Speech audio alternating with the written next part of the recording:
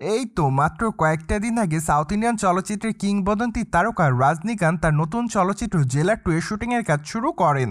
তা তো অবশ্য আপনারা সকলে এরই মধ্যে জেনে গিয়েছেন।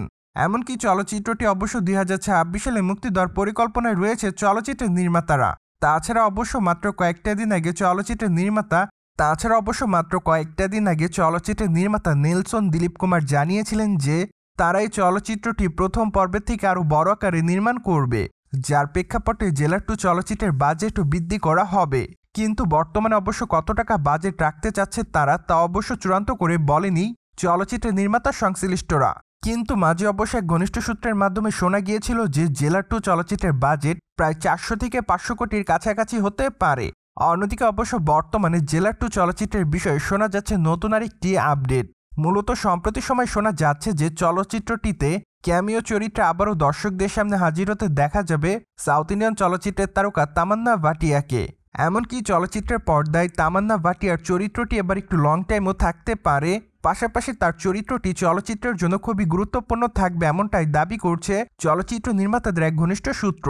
সো যাই হোক, এখন শুধুমাত্র অপেক্ষার পালা, কেননা চলচ্চিত্রটি মুক্তি পাওয়ার পরই দেখা যাবে চলচ্চিত্রের পর্দায় সাউথ ইন্ডিয়ান তারকা তামান্না ভাটিয়া দর্শকদের কাছে কেমনভাবে তার চরিত্রটিকে ফুটিয়ে তুলতে পারে, এমনকি চলচ্চিত্রের পর্দায় তার চরিত্রটি আসলে কতটুকু গুরুত্বপূর্ণ হতে পারে।